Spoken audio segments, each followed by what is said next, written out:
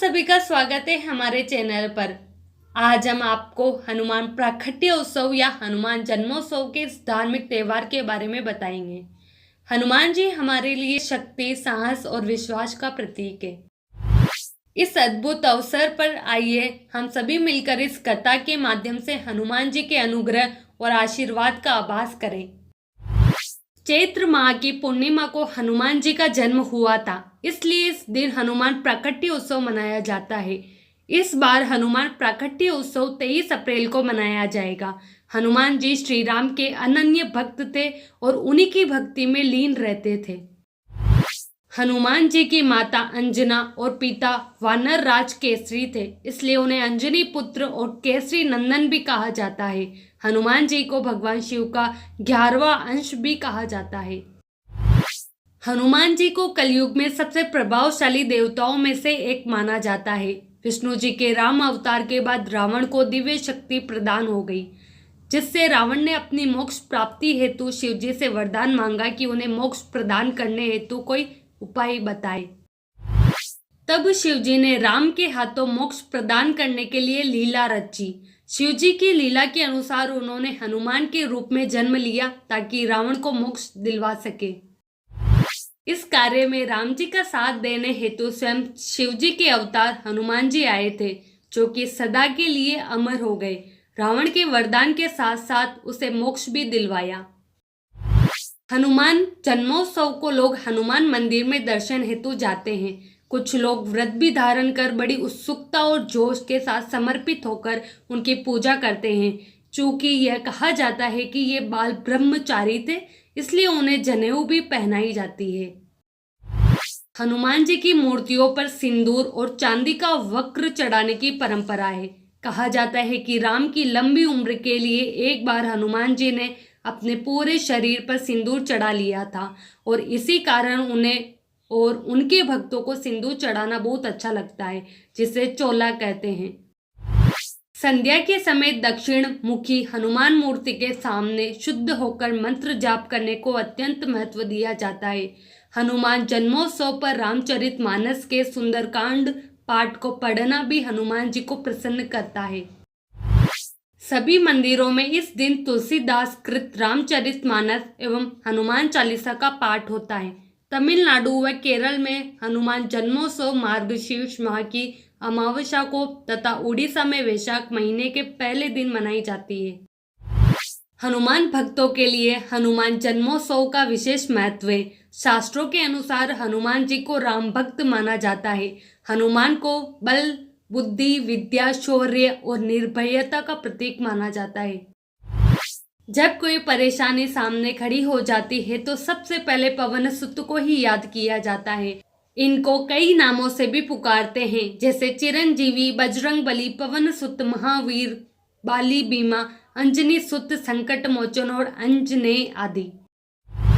हनुमान जी ने अपना पूरा जीवन राम भक्ति में व्यतीत कर दिया और श्री राम ने उन्हें अजर अमर रहने वाला वरदान दिया। राम भक्ति में तल्लीन बजरंगबली जीवन भर ब्रह्म बने रहे। पौराणिक कथानुसार एक बार महान ऋषि अंगिरा भगवान इंद्र के देवलोक पहुंचे। वहां पर इंद्र ने पुंजिक स्थला नाम की अप्सरा द्वारा नृत्य प्रदर्शन की व्यवस्था की, लेकिन ऋषि को अप्सरा के नृत्य में कोई दिलचस्पी नहीं थी, इसलिए वह गहन ध्यान में चले गए। अंत में जब उनसे अप्सरा के नृत्य के बारे में पूछा गया, उन्होंने ईमानदारी से कहा कि उन्हें नृत्य देखने में कोई दिलचस्पी नहीं है।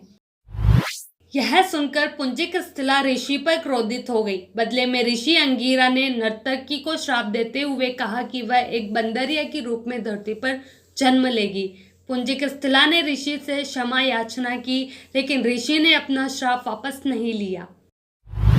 नर्तकी एक अन्य ऋषि के पास गई और ऋषि ने अप्सरा को आशीर्वाद दिया कि सतयुग में भगवान विष्णु का एक अवतार प्रकट होगा। इस तरह पुंजिक स्थला ने सतयुग में वानर राज कुंजर की बेटी अंजना के रूप में जन्म लिया और उनका विवाह कपिराज केसरी से हुआ, जो एक वानर राजा थे। भगवान शिव के 11वें अवतार माने जाने वाले हनुमान जी के जन्म दिवस को हनुमान प्राकट्योत्सव के रूप में बड़े धूमधाम के साथ मनाया जाता है। यह पर्व हिंदुओं का एक प्रमुख पर्व है। यह चैत्र माह की पूर्णिमा को मनाया जाता है। हनुमान जी की माता का नाम अंजना और पिता का नाम केसरी है। बजरंगबली के जन्म की एक रोचक कथा है। ज्योतिषियों के अनुसार बजरंगबली का जन्म चैत्र पूर्णिमा को मंगलवार के दिन चित्रा नक्षत्र और मेष लग्न के योग में सुबह 6 बजे हुआ था। कहा जाता है कि भारत के झारखंड राज्य के गुमला जिले के आंचल नाम के छोटे से पहाड़ी गांव में एक गुफा में हुआ था। जब महावीर का जन्म हुआ तो उनका शरीर वज्र के समान था। हनुमान जी के जन्म से जुड़ी पौराणिक कथा अनुसार सतयुग में राजा दशरथ ने संतान प्राप्ति के लिए गुरु वशिष्ठ के मार्गदर्शन में पुत्र कामेष्टि यज्ञ करवाया, जिसे श्रृंगी ऋषि ने संपन्न किया। यज्ञ संपन्न होते ही यज्ञ कुंड से अग्निदेव स्वयं खीर का पात्र लेकर प्रकट हुए और तीनों रानियों को बांट दिया। उसी वक्त रानी कैकेयी के हाथों से एक चील ने खीर छीन ली और मुख में भरकर उड़ गई। चील जब उड़ी तो देवी अंजनी के आश्रम से होकर गुजरी और उस वक्त अंजनी ऊपर देख रही थी। अंजनी के मुख में खीर का आंशिक भाग गिर गया और अनायास वह खीर को निगल गई, जिसकी वजह से वह गर्भवती हुई और उन्होंने चैत्र माह की पुण्य तिथि पूर्णिमा को बजरंगबली को जन्म दिया। अजर अमर बजरंगबली भगवान श्री राम के अनन्य भक्त हुए और सदैव ब्रह्मचारी बने रहे। हनुमान जन्मोत्सव व्रत पूजा विधि। हनुमान जन्मोत्सव का व्रत रखने वालों को ब्रह्मचर्य का पालन करना चाहिए। इस दिन सुबह ब्रह्म मुहूर्त में उठकर भगवान श्री राम, माता सीता व हनुमान जी का स्मरण करें। इसके बाद नहाकर हनुमान जी की मूर्ति स्थापित करें। हनुमान जी को शुद्ध जल से स्नान करवाएं, फिर सिंदूर और चांदी का वक्र चढ़ाएं। इस दिन हनुमान जी को सिंदूर का चोला चढ़ाने से मनोकामना की शीघ्र पूर्ति होती है। हनुमान जी को अबीर, गुलाल, चंदन और चावल चढ़ाए। इसके बाद सुगंधित फूल और फूलों की माला चढ़ाए एवं नारियल चढ़ाए। हनुमान जी को गेंदे, हजारा, कनेर, गुलाब के फूल चढ़ाए, जबकि जूही, चमेली, चंपा, बेला इत्यादि फूलों को चढ़ाने से बचे। फिर केवड़ा या अन्य सुगंधित इत्र लगाए। इन सब के बाद हनुमान जी की मूर्ति के वक्ष स्थल यानी हृदय वाले स्थान पर चंदन से श्री राम लिखे। इस दिन भगवान हनुमान को प्रसन्न करने के लिए चौमुखी दीपक जलाएं। श्रद्धा पूर्वक जो भी चढ़ाना चाहते हैं वो हनुमान जी को चढ़ाएं। भोग लगाएं। इसके बाद हनुमान चालीसा या सुंदरकांड का पाठ करें। नहीं कर पाए तो श्री राम नाम का ही जप करें। हनुमान जी को कैसे मिला चिरंजीवी होने का आशीर्वाद। मर्यादा पुरुषोत्तम श्री राम के सर्वोत्तम सेवक, सखा और भक्त श्री हनुमान सद्गुणों के भंडार है। उनकी पूजा पूरे भारत और दुनिया के अनेक देशों में की जाती है। श्री हनुमान की परम पराक्रमी सेवा मूर्ति स्वरूप से तो सभी परिचित हैं, लेकिन वह ज्ञानियों में भी अग्रगण्य हैं एवं अतुलित बल के स्वामी हैं। उनके अंग वज्र के समान कठोर एवं शक्तिशाली हैं। उन्हें वज्रांग नाम दिया गया, जो आम बोलचाल में बजरंग बन गया। बजरंग बली केवल गदाधारी महाबली ही नहीं, बल्कि विलक्षण और बहुआयामी मानसिक और प्रखर बौद्धिक गुणों के अद्भुत धनी भी है। राम काज अर्थात अच्छे कार्य के लिए वह सदैव तत्पर रहते थे। वह राम सेवा अर्थात सात्विक सेवा के शिखर पुरुष ही नहीं थे, बल्कि अनंत आयामी व्यक्तित्व विकास का महा आकाश है। विवेक, ज्ञान, बल, पराक्रम, संयम, सेवा, समर्पण, नेतृत्व, संपन्नता आदि विलक्षण गुणों के धनी होने के बावजूद उनमें रति भर अहंकार नहीं था। हनुमान सामाजिक समन्वय और विकास के अग्रदूत है। वह योद्धा के रूप में पवन गति के स्वामी हैं, बल्कि वह सुशासित राम राज्य के पुरोधा और कुल पुरोहित भी है। मान्यता है कि पवन पुत्र हनुमान जी का जन्म मंगलवार के दिन हुआ था, जिस कारण मंगलवार के दिन उनकी विशेष पूजा अर्चना करने का विधान है। चिरंजीवी हनुमान को पवन पुत्र कहा गया है। एक बार हनुमान जी को सुलाकर माता अंजनी गृह कार्य में व्यस्त हो गई। तभी हनुमान जी की नींद खुल गई तथा भूख से व्याकुल हो सूर्य को मीठा फल समझकर उन्होंने उसे अपने मुख में भर लिया। उस समय ग्रहण चल रहा था।